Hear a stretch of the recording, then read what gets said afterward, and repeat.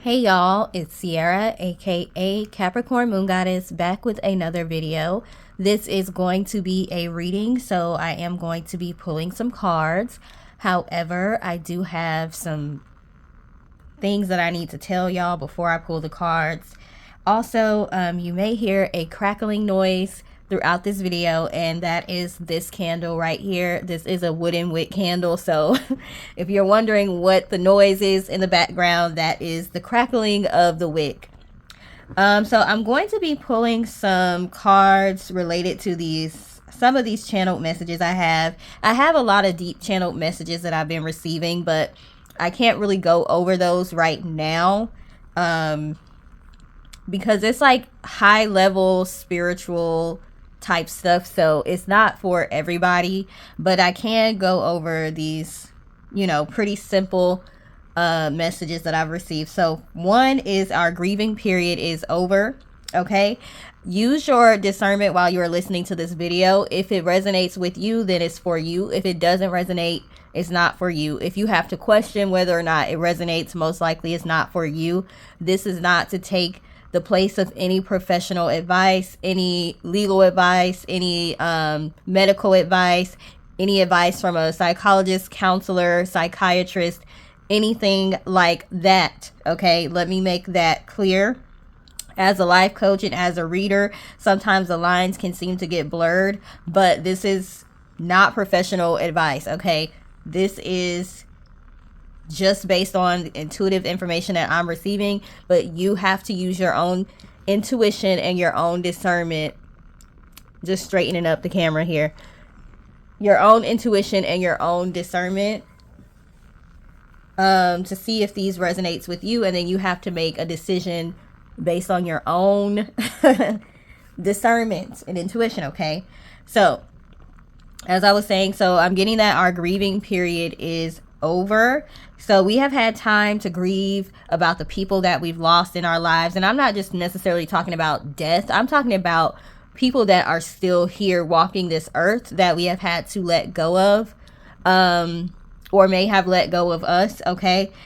We felt sorry. We've felt sad. We felt upset. Those feelings may never totally go away, but it's time to move on from that. Okay. I never ever will tell you all not to feel your feelings, not to feel the emotions that you're feeling, not to grieve, not to be sad, not to be human. I will never tell y'all that. I always say, feel free to throw yourself a pity party, but you cannot stay there too long. That party has to end eventually. Now it's time to end the grieving period and end the pity party. It's time for us to move on. We may have to compartmentalize a little bit and put some of our feelings on the back burner right now so that we can be productive and get things done. Now is the time to start getting back into the swing of working on our goals, our dreams, putting our plans into motion, and doing the practical steps that need to be done, taking the practical steps that need to be taken in order to achieve those. For some of us, that practical step is rest. That practical step is sitting down and being patient and waiting. Okay, rest is productive.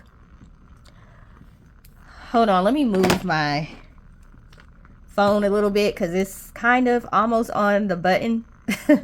The phone holder was almost on the button. Okay, didn't want it to cut off unexpectedly. But some of us being productive is sitting down and resting, because we have already done the work that we needed to do. We've already laid the foundation, and now it's time for us to allow our spiritual team do what they need to do. But what we need to do in the meantime, because we may be impatient and we may want to be actively doing something, what we need to do is remain in a positive headspace. We need to say our affirmations out loud. We need to write our affirmations down. We need to really work on staying in a mentally positive space, watching those funny videos, looking back at those pictures that we have good memories of, whatever it is, playing games with your kids, going out for drinks with your friends. Some of us, what we need to be doing is letting our hair down and having fun, and that is us taking the practical steps towards our goals and our dreams, because we've already done the hard work. Some of us need to start doing the hard work and actually putting together a plan of execution and then actually taking the steps to execute our goals. We're all on different sides of the spectrum, okay? So whatever it is that you need to be doing right now, if you don't know what you need to be doing, then that's what you need to be doing. You need to be writing out some kind of plan for executing your goals. Also, I have speak life over yourself with conviction. Speak life into yourself. Speak life over yourself. My grandmother always tells me, as long as there's life, there's hope. Okay. There's times where I don't feel hopeful and I feel like I'm out of options. I'm out of energy. I'm out of positivity. I don't care anymore. And she always says, as long as there's life, there's hope. As long as there's life, there's hope. Okay. So speak life over yourself. Speak life into your goals. Speak life into your dreams. Amber alert just went off again. Jesus. It's every day in Texas, I swear. Speak life over your situation. It may seem like you're out of options. You may have so many people. I can't even tell you the amount of people that are working against me right now because I don't know. I just know it's numerous. I know it's several people. It's people that I know and it's people that I don't know. Okay. And like I always say, people that don't like you tend to be very relentless. Okay. So you have to continue to speak life over yourself. Speak positivity over yourself. Affirm yourself because they are constantly putting out bad energy towards you. You can do return to sender after return to sender.